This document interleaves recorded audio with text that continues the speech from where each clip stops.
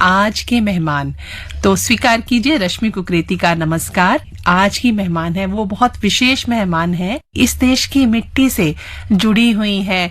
इस देश की धरती सुरीली धरती है और इस भूमि में जो जन्म लेता है वो हमेशा ये चाहता है कि माँ की कोख सदैव हरी भरी रही और वो ऐसी सेवा करे कि वो माटी पुत्री कहलाए। और ऐसी माटी पुत्री हमारे साथ हैं पद्मश्री डॉक्टर उषा बारले, जो कि पांडवानी विधा में गायिका हैं, बहुत मीठा गाती हैं और जब वो सुर छेड़ती हैं तो ऐसा लगता है जैसे कि ये आवाज बिल्कुल भारत की संस्कृति, भारत के दर्शन और भारत की जो प्राचीन लोक परंपरा है वहां से सीधा जुड़ी हुई निकलती है। तो आइए सबसे पहले नमस्कार करते हैं ऐसी माटी पुत्री को। नमस्कार। मैं चाहूंगी पहले शुरुआत ही एक आपके पांडवानी गीत से हो, फिर हम आगे बढ़े। बोलिए श्री वृंदावन बिहारी लाल की जय। भजना बिना बेड़ा पार नहीं होई भैया गा,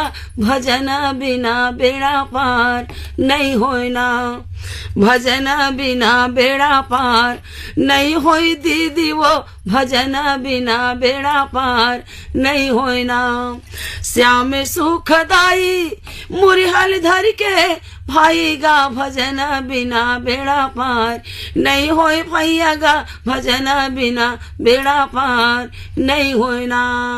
रागी भाई नगर हस्तिनामा 105 वाला कृष, माता कुंती के 5 बेटा और माता गंधारी के 100 बेटा, दोनों एक ही घर के परिवार है। लेकिन समय परिवर्तन के साथ साथ भाई और परिवार और रिश्ता नाता सब बदल जाता है। वही समय के बेरा भैया मोरे बोला ना लागे जी, वही समय के बेरा भैया मोरे बोला ना लागे जी। वाह वाह वाह, क्या बात है। हमें तो ऐसा लग रहा है जैसे कि जो पांडवानी शैली है वो उतर के आकाशवाणी दिल्ली के गोल्ड के स्टूडियो में आ गई है। और मुझे लगता है कि जो आपने जो ये शैली प्रस्तुत की है, ये शैली जो हम इनसे परिचय पहले पा चुके हैं, सुन चुके हैं, जो प्रसिद्ध पांडवानी शैली की गायिका हैं पद्म विभूषण तीजन बाई जी। जी तो आपने उनसे शिक्षा दीक्षा ली है, उनसे प्रेरित रही हैं? जी जी जी जी, वो तो मेरे बड़ी दीदी है और मेरे को तो बहुत सारा चीज बताया है। मैं हमेशा गुरु की सम्मान देती हूँ, मेरे गुरु है और बहुत सारा मेरे को चीज बताया। और दीदी तीजन बाई जी ने मेरे हौसला बुलंद किए हैं। अच्छा। पद्मश्री मिली ना तो भी जाके दीदी के घर जाके मुलाकात की, दीदी को शाल साड़ी मिठाई जाके खिलाई कि दीदी आपके आशीर्वाद मेरे को पूर्ण मिल गया। ऐसे करके बहुत खुश हुई दीदी तीजन बाई। जब ये पांडवानी गायिका आप बनने का सोचा, ये पहले से मन में सोच लिया कि मैं ऐसे कुछ गीत गाऊंगी, या बचपन से ही सीखती चली आई हुई थी, या इसकी विधिवत शिक्षा ली आपने? मेरे जो रुझान है ना वो बचपन से है। अब माँ लोग दाई बताते हैं कि जैसे रेडियो में गाना आती तो रेडियो को पकड़ करके चारों मुड़ा को अपने मैं घुमाती रहती थी। अच्छा। तो मेरे माँ बोलती कि आप रेडियो को घुमा रही हो तो पागल हो गई क्या? मतलब रेडियो से पहले से ही लगाव था? पहले कहीं कहीं एक आध रेडियो थे। तो मेरे पिताजी ना पुराना कलाकार है, पहले चलते थे गम्मत नाच, तो उसको रेडियो सुनना बहुत पसंद था, तो रेडियो लिए थे। तो कहीं कहीं एक आध रेडियो मिलते, बाकी सबके घर रेडियो नहीं था। तो मेरे घर था रेडियो, पिताजी ने, तो वो रेडियो लो पकड़ के ना मैं पूरा चारों मुड़ा घुमा के उसको ढूंढती थी कि ये रास्ता कहाँ है और कैसे आदमी इसके अंदर घुस करके कैसे गा रहा है। तो मोर माँ चिल्लाए कि आप कैसे करके रेडियो को बिगाड़ दोगे या खराब कर दोगे, ऐसे ऐसे हिलाओगे। सेल वाला रेडियो चलते थे पहले, तो ये खराब हो जाएगा, उसको एक जगह स्थायी रहने दो और तेरे को गाना सुनने, तू गाना सुन। तो गाना कौन सा सुनती थी? 12:30 बजे पहले गाना चले ना लोक संगीत। हाँ। आकाशवाणी रायपुर से ममता दीदी के गाना चले और हमारे केदार यादव भैया उसका गाना चले, हमारे माननीय स्वर्गीय लक्ष्मण मस्तूरिया जी है उसका गाना चले। तो फिल्मी गीत भी सुनती थी कभी? नहीं, छत्तीसगढ़ी गीत। अच्छा। फिल्मी गीत भी सुनती थी, लेकिन तो कुछ तो फिल्मी गीत ऐसा बताइए, क्योंकि ये जो कार्यक्रम है उसमें हम गीत संगीत के साथ आगे बढ़ते हैं। अमिताभ बच्चन जी का जो फिल्मी गीत है ना, मेरे अंगने में तुम्हारा क्या काम है, मेरे अंगने में तुम्हारा क्या काम है। ला ला रा ला रा ला ला ला ला रा ला रा ला रा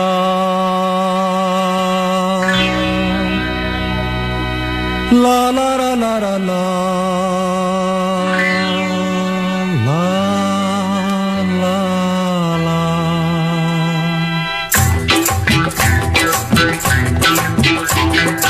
मेरे अंगने में, और मेरे अंगने में तुम्हारा क्या काम है, मेरे अंगने में तुम्हारा क्या काम है। जो है नाम वाला, अरे जो है नाम वाला वो ही तो बदनाम है। मेरे अंगने में तुम्हारा क्या काम है।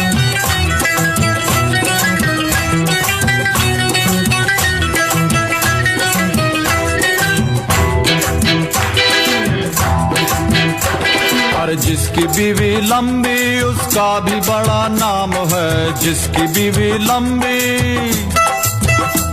हाँ जिसकी बीवी लंबी उसका भी बड़ा नाम है। कोठे से लगा दो,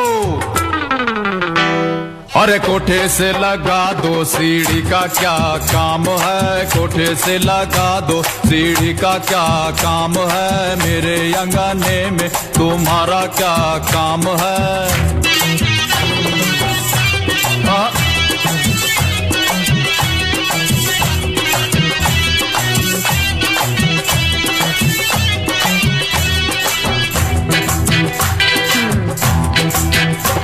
अरे जिसकी बीवी मोटी उसका भी बड़ा नाम है, जिसकी बीवी मोटी, हम मोटी, हम मोटी, ओ मोटी मोटी मोटी, जिसकी बीवी मोटी उसका भी बड़ा नाम है। बिस्तर पे लेटा दो, अरे बिस्तर पे लेटा दो, गद्दे का क्या काम है, बिस्तर पे लेटा दो, गद्दे का क्या काम है।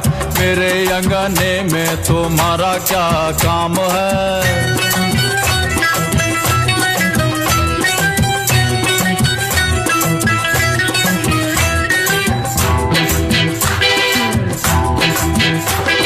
जिसकी बीवी काली उसका भी बड़ा नाम है, जिसकी बीवी काली, और जिसकी बीवी काली उसका भी बड़ा नाम है। आंखों में बसा लो, अरे आंखों में बसा लो, सुरमे का क्या काम है, आंखों में बसा लो, सुरमे का क्या काम है। मेरे अंगने में तुम्हारा क्या काम है।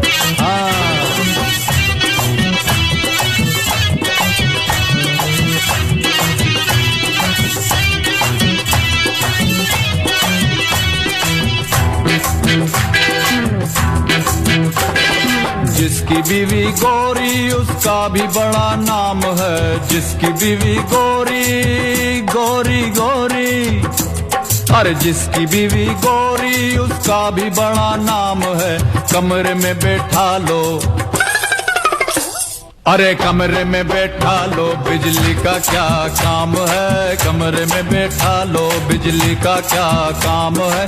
मेरे अंगने में तुम्हारा क्या काम है।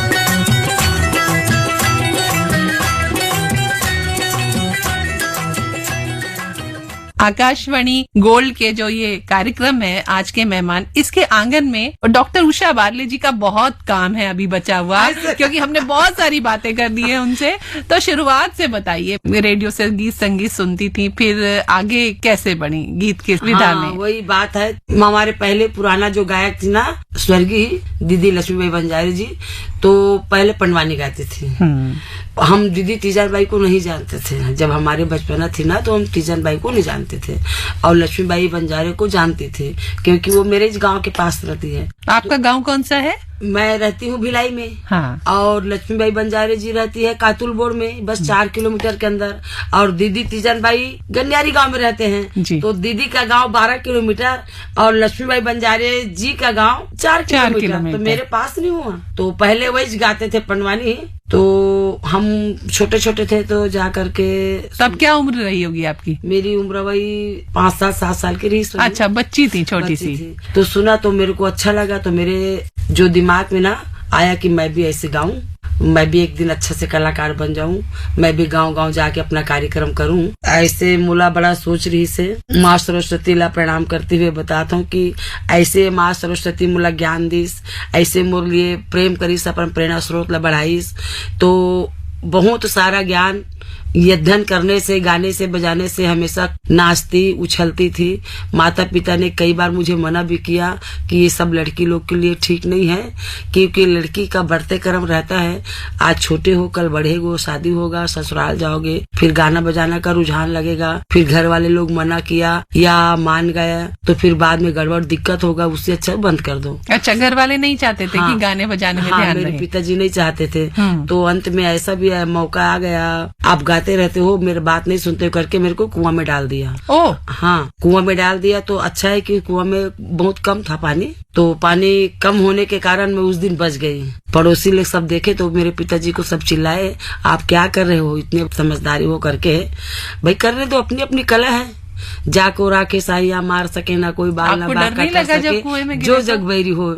डर लगा, लेकिन पानी कम था ना। अच्छा। और गर्मी का दिन था तो ठंडा ठंडा थोड़ा अच्छा भी लगा, और डर भी लगा कि मेरे पिताजी मर जाए करके नहीं डाला। हाँ। मानेगा करके डाला, डराने के लिए। पानी वैसे ही कम था। हाँ, पानी ऐसे भी कम था, अपने बच्चे को कौन ऐसा हाँ, करेगा भाई। जी बिल्कुल। तो मैं डरी नहीं, मैं जाके कुआं के अंदर खड़ा होकर के हंसने लग गई। तो अगल बगल वाले फिर आकर के चिल्लाए, अरे लड़का हंसत भी हो, डरावत भी नहीं है। चलो फिर सबको फिर बाल्टी रस्सी वगैरह डाला के ना फिर मेरे को निकाले। तो मेरे पिताजी को भी डर लगा, मेरे से ज्यादा डर उसको लगा। वो बोला, अरे मैं तो गड़बड़ करना सोच लिया था, चलो ठीक है, अब जो करो आपके साथ है। अच्छा। तो पिताजी ने साथ दिया, कपड़ा वगैरह, बाजा पेटी सब जो भी अपना लेना देना रहता है संगीत का सब रह गया। उसके बाद फिर मेरी उम्र ना 7-8 साल की थी। उसके बाद मेरा शादी भी बचपना में हो गया। अच्छा। 3 साल की उम्र थी तो उस समय मेरा शादी भी हो गया। हाँ, तो मेरे पति जी जब से मेरे साथ में भी है 7 साल 8 साल की उम्र से, हम लोग दोनों एक साथ नाचते थे और गाना गाते थे। उसके जैसे अब दिन हम लोग को बढ़ते गए ना, तो 25-30 बच्चे के हम लोग टीम बना लिए, 12 लड़की 12 लड़का। और हम लोग को देखते देखते फिर और बस्ती के जो सारे बच्चे हम लोग के साथ जुड़ गए। फिर तो हम ये किस उम्र की बात कर रही हैं? वही 8-10। अच्छा, 8-10 साल हाँ, की उम्र में आपने एक टोली हाँ, बना ली थी। हाँ, अच्छा, बहुत बड़े टोली बनाए, हर जगह से फर्स्ट इनाम लाते थे। हमारे छत्तीसगढ़ में पंथी का परंपरा है, गुरु घासीदास बाबा जी के जीवन गाथा पर भी मेरा 50-55 कैसेट आज भी मार्केट में चल रहे हैं। ज्ञान स्रोत गुरु घासीदास बाबा के नाम से कैसेट चल रहा है, मिनी माता दाई के नाम से भी 2 कैसेट चल रहा है, और नकुलदास झुड़ी के नाम से भी, जो हमारे पुरोधा है उन लोग, उनके नाम से भी कैसेट चल रहे हैं, गुरु बालक दास के नाम से भी कैसेट चल, ऐसे गिनोगे ना तो 50-55 कैसेट मार्केट में आज भी घरों घर आपको सुनने को मिलेगा। जी। तो हम लोग आप तो आकाशवाणी से वैसे भी जुड़ी हुई हैं, वहाँ पर एक रेल कलाकार हैं, आप तो पद्मश्री हैं। तो 10 साल की उम्र में अपनी टोली बना ली। जी जी जी। उसके बाद में फिर बच्चे लोग बड़े बड़े होने गए, सब कलाकार लोग, तो सबका शादी विवाह हो गए, तो सब इधर उधर तिड़ी बिड़ी हो गए।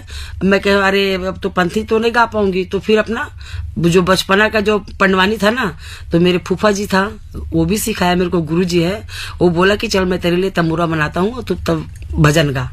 ऐसे गाते थे, वो बात की बात अलग है। अब मन में ठान के निकल गया, अब मैं अब अकेला सबको गा के दिखाऊंगी। तो अब इस मौके पे हम भी एक भजन सुन लेते।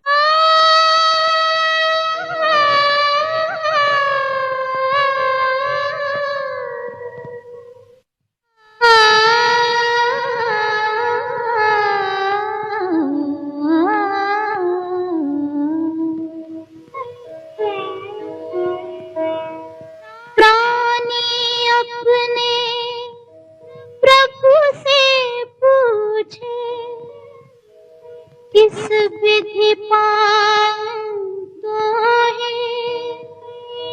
प्रभु कहे तू मन को पाले पा जाएगा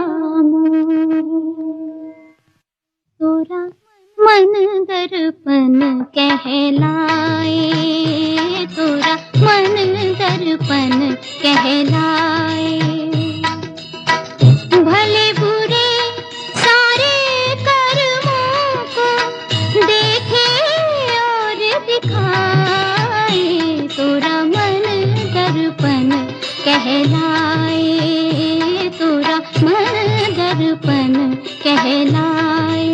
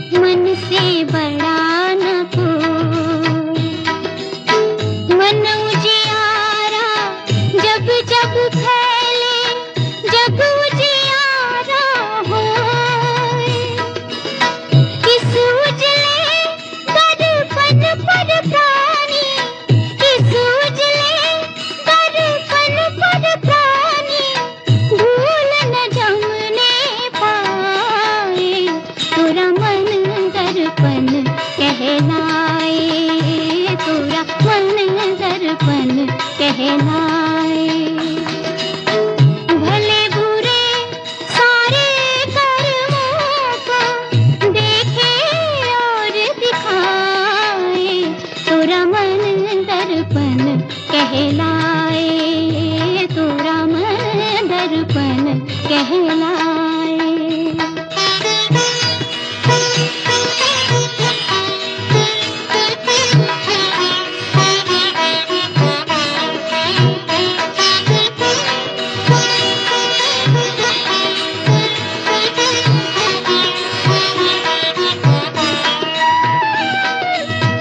सुख की कलियां दुख के काटे, मन सबका आधा। सुख की कलियां दुख के काटे, मन सबका आधा। मन से कोई बात छुपे ना, मन के नैन हजार।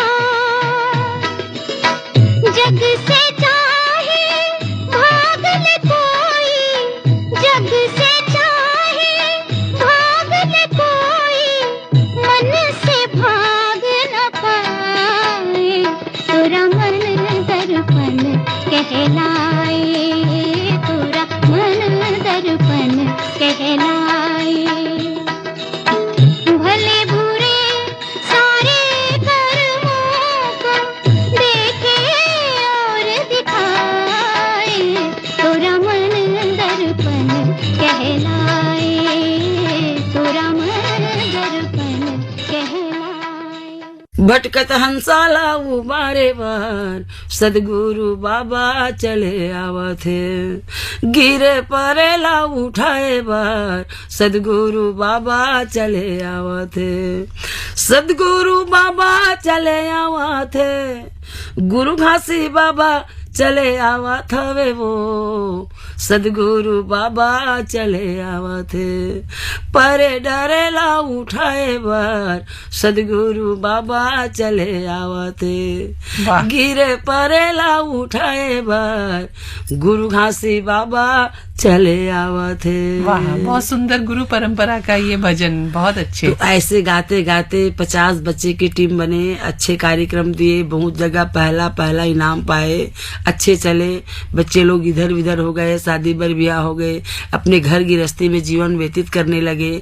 फिर हम अकेला तमूरा पकड़ के कहे कि हमको अब पंडवानी गाना है। तो फिर पंडवानी सीखे, हमारे फूफा जी सिखाया। पहले चिकारा में गाते थे, हारमोनियम नहीं बजाते थे उस समय।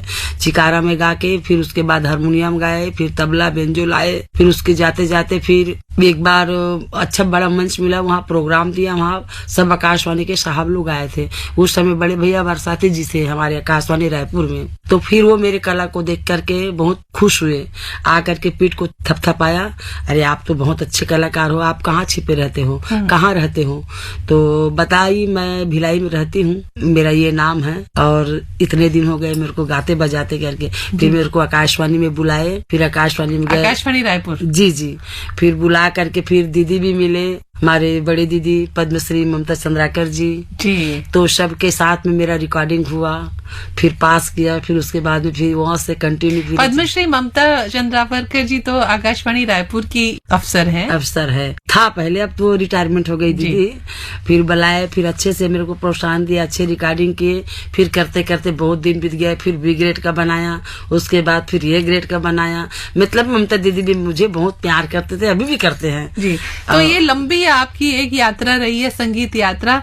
तो ये तो हुई कि आपने वहाँ से पहुँच गई आकाशवाणी रायपुर। उसके बाद जो प्रस्तुतियां मंच में जो गाना शुरू किया, वो कौन सी उम्र से गाना शुरू कर दिया था? वही 8-9 साल के उम्र से ना मंच में। अच्छा, मंच की शुरू से ही प्रस्तुतियां शुरू हो गई थी। तो घूम घूम के हमें मालूम है कि आपने छत्तीसगढ़ में, उड़ीसा में, महाराष्ट्र, मध्य प्रदेश हो, संबलपुर, भुवनेश्वर, माने भारत के बहुत सारे हिस्सों में, यानी कि गुवाहाटी, राजस्थान, गुना, भागलपुर, अंडमान निकोबार, यहाँ प्रस्तुतियां सभी जगह की आकाशवाणी में जाके मैं मंची प्रोग्राम दी हूँ। अच्छा, और जितने भी लिखा है ना, ग्वालियर, भागलपुर, शिवपुर, झांसी, कोल्हापुर की आकाशवाणी लोग तो मेरे को प्रथम इनाम दिए थे, बहुत सारा मतलब सम्मान किए थे कोल्हापुर में। वहीं से आया ना, तब जाकर के मेरा ये ग्रेड बना।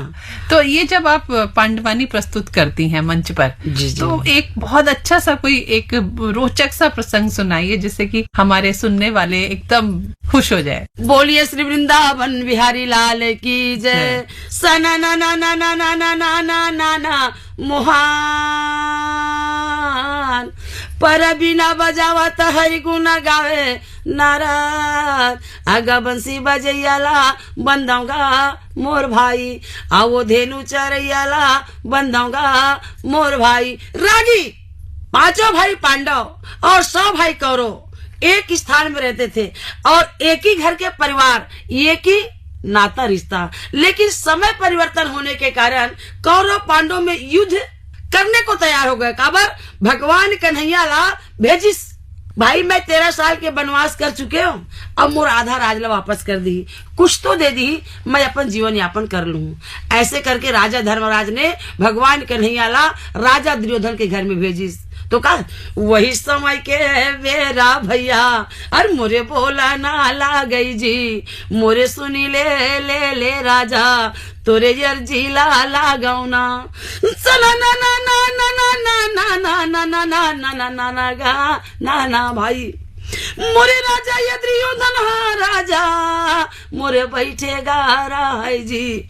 वही बीच में भगवान कन्हैया मोरे पहुंचाना लागे भाई। जब भगवान कन्हैया दुर्योधन के पास में जब पहुंचे तो भगवान कन्हैया ला देख के राजा दुर्योधन आसन दे के बैठारिस, और आसन दे के बैठारिस, हाथ जोड़ के प्रणाम करिस। बोलो कन्हैया कैसे आए हो, कहां से आए हो? तो भगवान कन्हैया बोली दुर्योधन 5 भाई पांडव 13 साल के वनवास बिता करके आ गए, तो मोला राजा धर्मराज भेजे भाई कि ओकर हिस्सा ला दे दे। तो राजा दुर्योधन की हिस्स भगवान ते ओकर संदेशिया बन के आस, तो मोरो संदेश बता देवे। का संदेशा? जब तक लड़ाई नहीं करी पांडव तब तक सुई के नोक बराबर जमीन नहीं दे, जाके बता देवे। तब भगवान कन्हैया की हिस्स, ये धरती माता में, ये धरती में गंगा जमुना निर्मल पानी के धार बहाते, वो जगह में ते खून के नदी बहाऊं का तस नहीं। तो राजा दुर्योधन कहे जो भी होगा वो बाद में देखा जाएगा, लेकिन पांडवों ये जाके खबर बता देवी। मारो मारो गा कहन लागे भैया, दे ललकार पटकारा था वे जी, भगवान कन्हैया कहा ना लागे रागी, यगा दोनों दल में हुआ थे लड़ाई वो दाई, या वो दोनों दल में हुआ थे लड़ाई गा भाई। भगवान कहे कि दोनों दल में आप लड़ाई कराना सोचे हो तो होगा, लेकिन अब भी आप मैं थोड़ा समझाता हूं कि लड़ाई करना छोड़ दो, खून की नदी मत बहाओ। अमृत की धार जहां बह रहा है, इस धरती माता में निर्मल पानी बह रहा है, वहां खून की नदी मत बहाओ। दुर्योधन कहे नहीं, मैं आपका बात नहीं मानूंगा, अब जाकर के पांडव को ये खबर बता दे, मैं लड़ाई करने के लिए तैयार हूं। वाह वाह वाह वाह, हमें ऐसा लग रहा है कि हम तो सामने देख पा रहे हैं, आंखों के सामने वो दृश्य आ रहा है। जब आप गा रही थी, सुना रही थी, तो आंखों के सामने ऐसा लग रहा था कि वाकई कृष्ण कन्हैया यहाँ बता रहे हैं और दुर्योधन को समझा रहे हैं वाकई। लेकिन ये होता है कि जब सत्य असत्य का युद्ध होता है तो सत्य की ही विजय होती है। कोशिश हमेशा ये रहती है कि युद्ध ना करना पड़े, लेकिन जब आवश्यक हो जाए तो फिर सत्य के लिए तो कुछ ना कुछ संघर्ष करना ही पड़ता है। और आपका जीवन भी बहुत संघर्षमय रहा है, हमें ऐसा पता चला है। तो यहाँ पर उस संघर्ष के बारे में भी बताइए, और ये भी बताइए कि जब संघर्ष से निकली और विदेशों में भी प्रस्तुतियां दी, उस पर भी हम आएंगे। तो अपने थोड़ा सा संघर्ष के बारे में बताइए हमारे सुनने वालों को। मैं अपने आप को बड़ा गौरवशाली समझती हूँ कि मैं बचपना 7 साल की उम्र से संघर्ष करते करते इतना दूर पहुंची हूँ। और मैं इस संघर्ष के पीछे मेरा बहुत सारा कारण है। मेरे घर गरीबी थी, मेरे घर में कोई खाने पीने का दाल चावल भी नहीं था। जब तक मैं नहीं काम करती तब तक मुझे 2 जून का रोटी भी नहीं मिल पाता था। तो इस जीवन को और इस कला को बचाने के लिए मैं अपना जीवन में बहुत सारा काम किया हूँ। खेती बाड़ी का काम किया हूँ, खेत में जाके निदाई किया हूँ, धान लुआ हूँ, और आग जलाने के लिए मैं गौठान में जा करके गोबर बीनी हूँ, छेना थोपी हूँ। और जब हम शहर निकल गए तो बच्चे लोग को पढ़ाने के लिए तो मैं केला संतरा की टोकरी लेकर के, जितने भी क्वार्टर थे हमारे भिलाई में, वहाँ केला संतरा की भी अपना बिजनेस मैं भाई मेरा पेट भरने के लिए तो मेरे को काम करना ही पड़ेगा, संघर्ष करना पड़ेगा। उसके बाद जब मेरे को पैसा मिल जाता था ना, थोड़ा पहले 10-20 रुपए भी कमाते ना, बहुत सारा पैसा हो जाता था, तो उसमें अगर मैं 5 रुपए खर्चा करती थी तो 5 रुपए मैं अपने कला के लिए बचाती थी, क्योंकि कला मेरे अकेला में नहीं होगा, मेरे और अगल बगल साथी लोग रहते हैं, भाई लोग रहते हैं, तो उन लोग को कहते हैं कि भैया हमको आज यहाँ जाना है, तो पहले तो पैसा नहीं मिलते थे, ऐसे जा करके गाँव में गाना गाते थे और दे देते थे थोड़ा 2-4 रुपया, उसी तो गाड़ी मोटर का भी पूर्ति नहीं हो पा रहा था, तो वो पैसा का लेकर के फिर अपना गाड़ी संघर्ष में आती जाती, ऐसे करते करते करते करते बहुत दिन बीत गया। फिर उसके बाद अच्छा है सदगुरु की कृपा, माता रानी की कृपा, तो 14 साल 15 साल के बाद में मैं ससुराल आ गई। मेरे पति मेरे बात माने और मेरे जो गाथा जीवन में मेरे को साथ दिया, और साथ दिया तो सदगुरु ने हमारा गुहार सुन लिया, तो फिर पति जी का भिलाई स्टील प्लांट में उसका सर्विस भी लग गया। अच्छा। तो जब सर्विस लगा तो हमारा सोचा जाए कि जीवन सफल हो गया, क्योंकि हमको खाने की मिल गया, पैसा मिल गया जी। तो ऐसे जीवन में मेरा बहुत सारा संघर्ष है, और इस संघर्ष को देखते हुए जो परम पिता है मेरे ऊपर बहुत कृपा किए, और पति का सर्विस लग गया, फिर कलाकार को फिर अच्छे से बुला लिए, और मेरे को काम करने की जरूरत नहीं पिया, फिर मैं अपने कला में ज्यादा ध्यान देने लगी। तो देखिए, जहाँ चाह होती है ना वहाँ राह होती है, और किसी ने कहा है कि मुश्किलों से कह दो उलझा ना करे हमसे, हमें हर हाल में जीने का हुनर आता है। आपने हर हाल में उस जीने के हुनर को बचाए रखा, और उस हुनर को बचाए रखा जो कि गीत और संगीत का जो हुनर आपके अंदर है।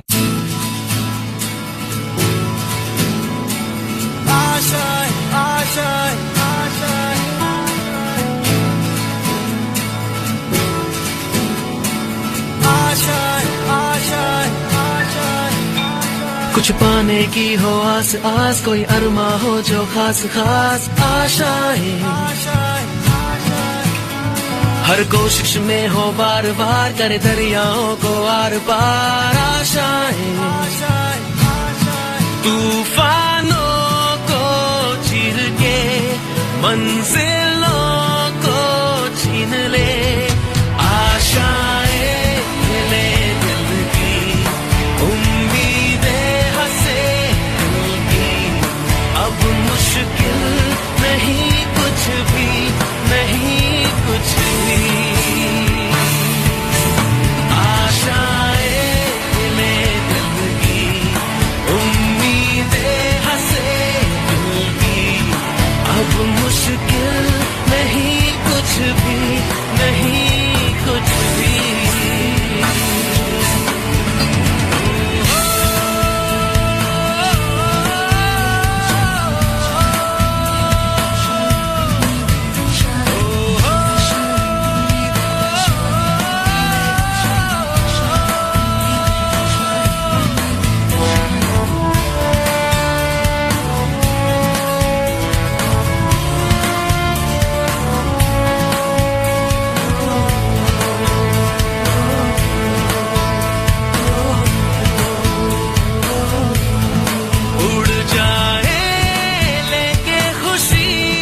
अपने संग तुझको वहाँ जन्नत से मुलाकात हो, पूरी हो तेरी हर दुआ, आशाएं मिले दिल की, उम्मीदें हंसे दिल की, अब मुश्किल नहीं कुछ भी, नहीं कुछ भी, आशाएं मिले दिल की, उम्मीदें हंसे दिल की, अब मुश्किल नहीं कुछ भी, नहीं कुछ भी।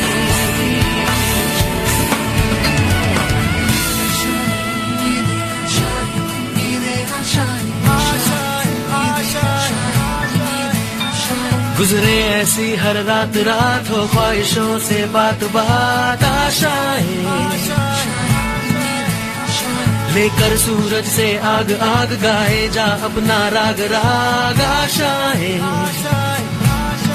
कुछ ऐसा करके दिखा खुद खुश हो जाए खुदा, आशाएं मिले दिल की, उम्मीदें हंसे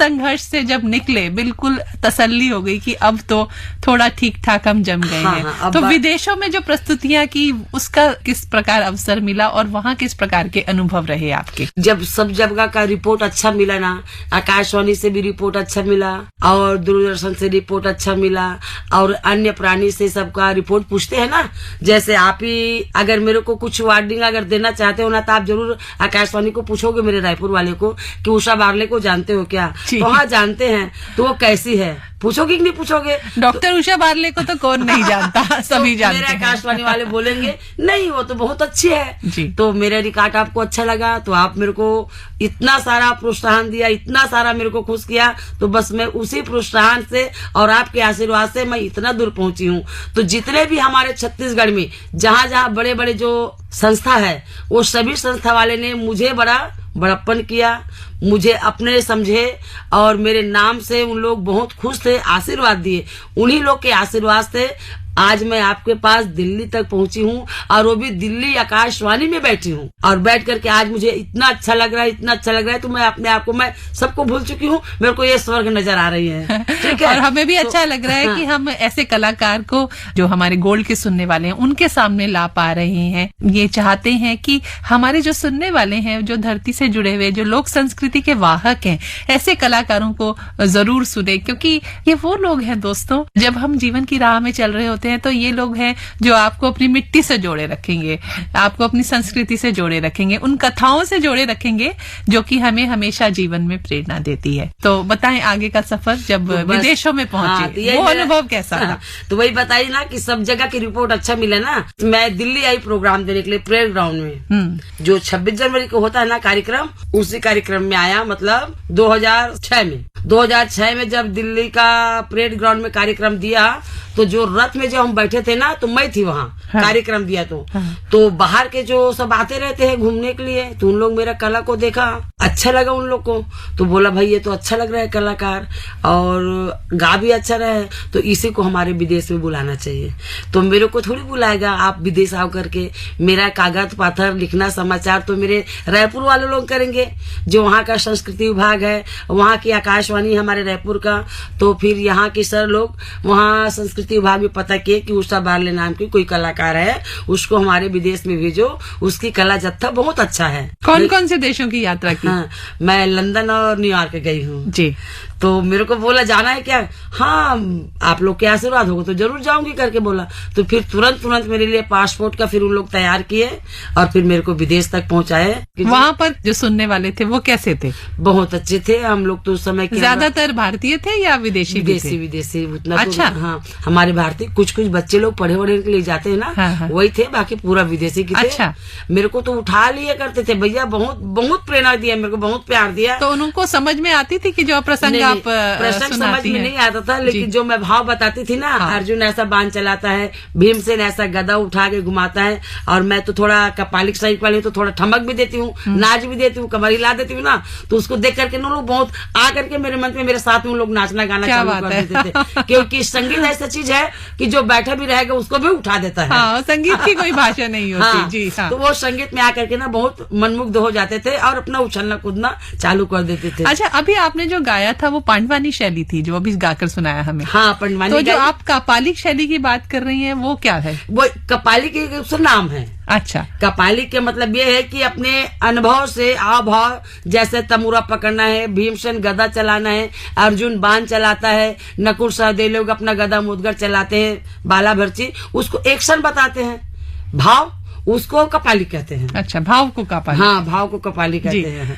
तो आपके जो विदेशी जो सुनने वाले थे, जो देखने वाले थे ऑडियंस, वो मंच पर आके आपके साथ नृत्य करने लगे? जी जी जी जी, खुद ने नाचते, और उसके साथ साथ और छोटे छोटे सब गाँव नहीं रहते हैं। जी, आसपास लगे क्षेत्र हाँ, हैं। जी। तो वैसे बीच में हम लोग 12-15 गांव घूमे हैं। अच्छा। और बहुत जगह बहुत अच्छे मंच मिले हैं और अच्छे कार्यक्रम दिए, सब मतलब प्रोत्साहन किए और बड़ाई भी किए और आशीर्वाद दिए कि अच्छे है और अच्छे करते रहना। डॉक्टर उषा बारले, इस समय बहुत सारे ऐसे बच्चे भी होंगे, ऐसे कलाकार भी होंगे जो कि गोल्ड के माध्यम से, आकाशवाणी के माध्यम से ये कार्यक्रम सुन रहे होंगे और आपको सुन रहे हैं।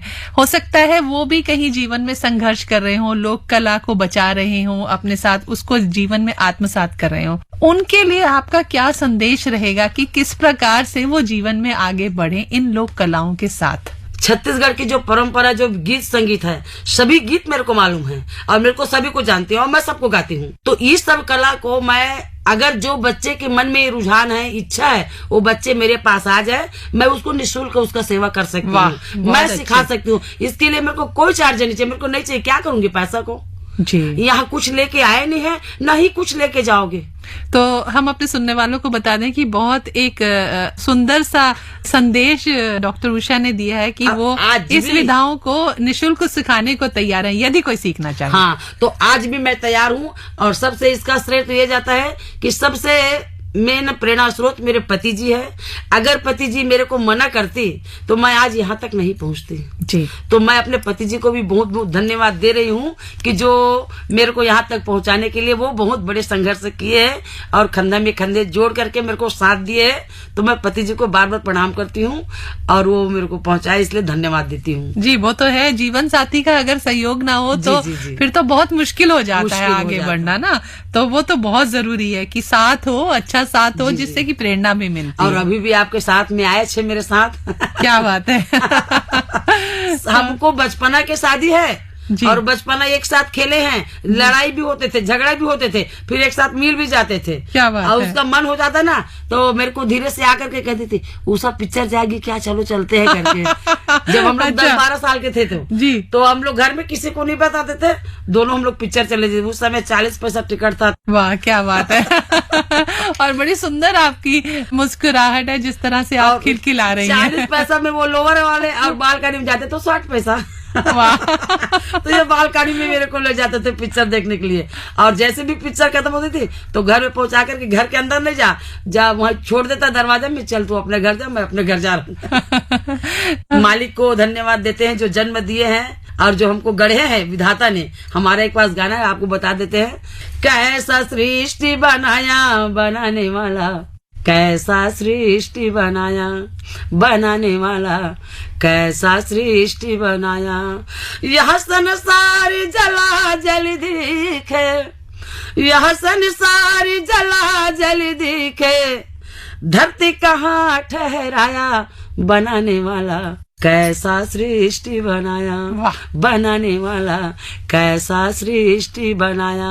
वो सृष्टि के बनाने वाले को भी धन्यवाद देती हूँ कि ऐसे सुंदर पति मुझे मिले हैं और उस पति को भी धन्यवाद देती कि ऐसे सुंदर पत्नी उसको भी मिले हैं। तो दोनों के संघर्ष से आज हम यहाँ तक पहुँचे हैं, तो परमात्मा को बहुत बहुत धन्यवाद देती हूँ। हम तो कहेंगे कि आपकी जो ये खूबसूरत मुस्कुराहट है ये हमेशा बनी रहे। किसी ने कहा है कि जब से मुझको मुस्कुराना आ गया है, मेरे कदमों में जमाना आ गया है। तो अगर आप मुस्कुराते रहेंगे तो हमेशा गीत गाते रहेंगे, लोकगीत लोगों को सुनाते रहेंगे। यही हमारी ओर से शुभकामनाएं, आकाशवाणी गोल्ड की ओर से आपको बहुत बहुत शुभकामनाएं डॉक्टर उषा बारले। और इतना हंसमुख व्यक्तित्व आपका, अब हंसी बिखेरते रहें और खुशी बिखेरते रहें अपने गीतों के जरिए।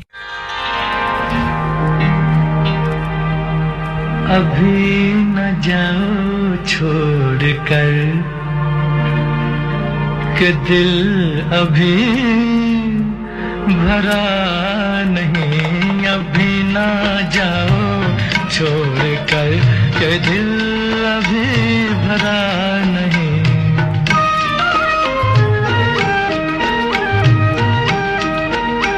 अभी अभी तो आई हो, अभी अभी तो, अभी अभी तो आई हो, बहार बन के छाई हो। हवा जरा महक तो ले, नजर जरा बहक तो ले, ये शाम ढल तो ले जरा, ये शाम ढल तो ले जरा, ये दिल संभल तो ले जरा। मैं थोड़ी देर जी तो लूं, नशे के घूंट भी तो लूं, नशे के घूंट भी तो लूं। अभी तो कुछ कहा नहीं, अभी तो कुछ सुना नहीं, अभी ना जाओ छोड़ कर के दिल अभी भरा नहीं।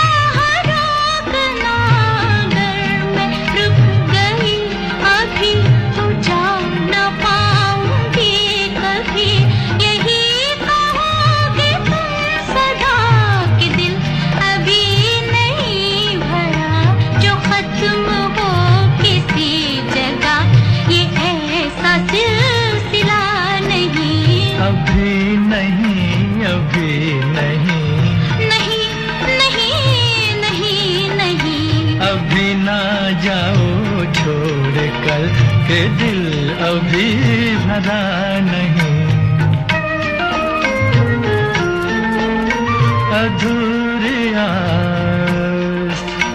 अधूरी आस छोड़ के, अधूरी प्यास छोड़ के जो रोज यूं ही जाओगी तो किस तरह निभाओगी कि जिंदगी की राह में जवां दिलों की चाह में कई मकाम आएंगे जो हमको आजमाएंगे।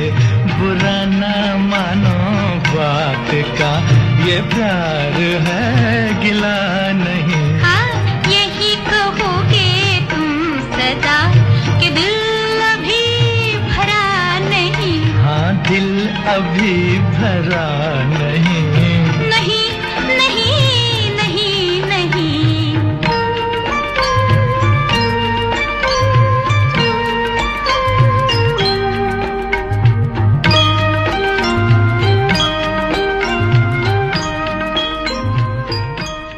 दोस्तों ये थी डॉक्टर उषा बारले और हम आपसे इजाजत लेते हैं और कहते हैं नमस्कार।